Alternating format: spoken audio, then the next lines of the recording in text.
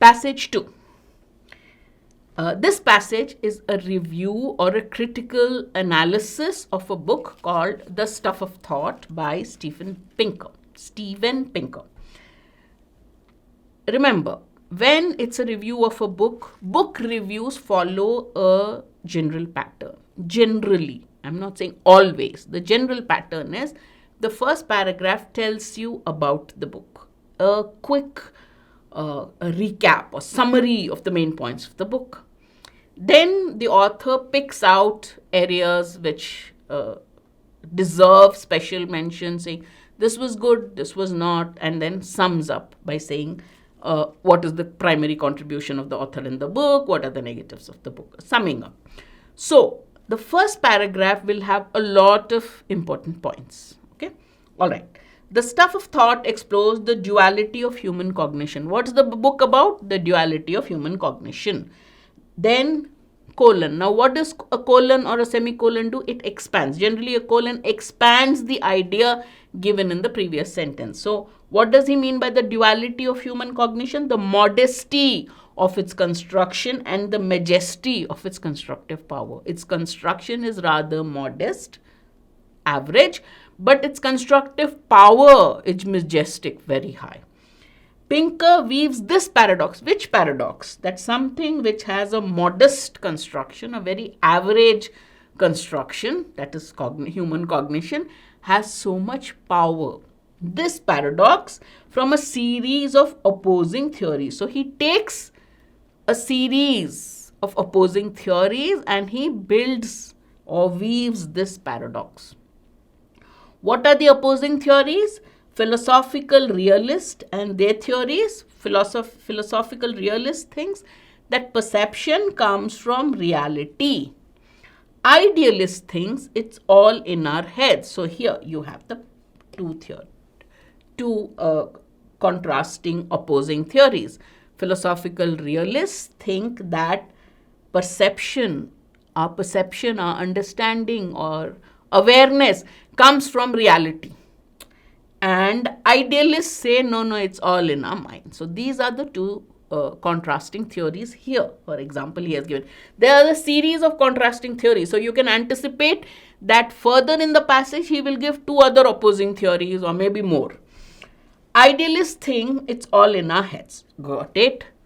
Pinker says, what does he do now? He builds his paradox. He says that it comes from reality, but it is organized and reorganized by the mind. So he is playing the umpire here. Reality, perception, he says, yes. Source is reality, but it is organized and reorganized by our brain. So both are partly correct. That's what he says. That is why you look at the same thing from different perspective of different views. Next part. What are the another series of opposing theories that he is taking? The clash between ancient and modern science. Philosophical realists versus idealists, one opposing theory. Second opposing theory is ancient and modern science. Aristotle, so he's now going to ancient science. Aristotle thought projectiles continued through space because of force propelled them. He thought they eventually fell because the earth was their natural home. Modern science rejects both his ideas. His idea about propelling a projectile going through space because of some force, and reject his idea of why they fall on earth. Modern science rejects both these ideas. We think in terms of force and purpose because our minds evolved in a biological world of force and purpose. Modern world bases its theories on force and purpose. So our mind always thinks in terms of force and purpose. Not an abstract world of vacuums and multiple gravities, which is traditional science. Aristotle's bad physics was actually good psychology. So this is tough. One, he did philosophical realists, idealists. Second, Pinker is talking about the clash between ancient and modern science. How can we be sure that the mind works this way? How do you know that the mind works on the basis of force and purpose? Pinker says that we can be sure that the mind works this way by studying its chief manifestation, the language. How do you know the way the mind functions? Through its manifestation. How does the mind is here? How does it manifest itself? How do we see the functioning of the mind? Through language. Variations among verbs reflect our distinctions among physical processes. Nuances among nouns illustrate the alternate interpretations built into our basic so nouns, verbs, and later metaphors all play an important role to tell you how our mind works. Metaphors turn out to be a crucial talent. It parlays clued animal knowledge into human advancement. Think of only this. Language is the manifestation of how the mind functions. We know how the mind functions through language. So nouns, verbs, metaphors, all these that we use show how our mind works. Clear? The whole paragraph is about that. From physical journeys, we build an understanding of relationship, metaphors, structure, even our most advanced ideas. Even our most advanced ideas are structured by metaphors. And he gives beautiful examples. Heat flow, genetic code, natural selection. Some thinkers, now he's talking, some people are worried that this power to frame perceptions can run away with us. This power to frame all our perceptions in terms of language, metaphors and all can run away with us. Run away with us means get out of hand. Some people worry that this might happen. Nature isn't the only external standard by which we can evaluate and revise frames and claims. So frames are made through perception, through language, right? Then he says it's not just the natural world, genetic flow, natural selection, not just the natural world where we use frames and claims. We also use these in social behavior. If frames overpower rational criticism, Pinker asks, why did quasi-relativists write books rationally criticizing frames? So what is Pinker's view? Remember, there is an if there.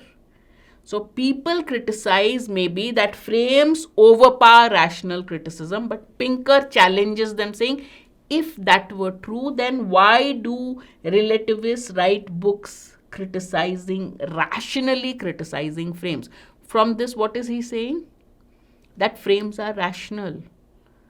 Right? Get that. If frames overpower rational criticism. So, Pinker is saying frames don't overpower rational criticism. Frames are rational, based on rational. That's what he is saying. So, remember that. There's an if there, and if you don't read it, your understanding of Pinker's view will go. The medium belies the message. The medium isn't just reason, it is language. So the frame, the basis, the medium is language. Language is important to the functioning of our brains. It's the language that is important. And language isn't just the manifestation of one mind. It's not just my mind and your mind, not just one head, one mind. It's the joint manifestation of millions. Language is the joint manifestation. Manifestation means openly seen. It is the thing that comes out of millions of minds working. The reason language works is it reflects the world as we jointly experience it. It's not the experience of one mind. It is not the reflection of the functioning of one mind. It is a reflection of the functioning of joint experiences and millions of minds put together. Clear? This paragraph and the first paragraph are the most important paragraphs in the passage. You understand this, you can answer any question. Let's go to the last part. Again, I told you book reviews. First paragraph will tell you about the book. Second and third will take out the important aspects. And the last paragraph would be a concluding statements. But here the passage may not have the entire review of the book, right? The passage is just an excerpt of the review of the book. So let's see what this paragraph says. That doesn't mean we always use language to convey reality. Yes, language conveys reality, but it's not that we always use language for that purpose. That's one of the purposes, but we don't always use it for that purpose. Language is a social medium with social purposes. So language is also used for social purposes. Sometimes we use it not to communicate facts. One of the uses to communicate facts, but sometimes we use it not to communicate facts about the world, but to filter them. Keep it away. Not just to communicate, but also to filter the facts. We euphemize bribes. So bribe is the reality, but we euphemize it. We make it sound a little less unpleasant by making it sound like contributions. Why? To preserve the dignity of lobbyists and legislators. We phrase treaties vaguely because if they were clear, nobody would sign them. So we use language for our social purposes, for our social objectives.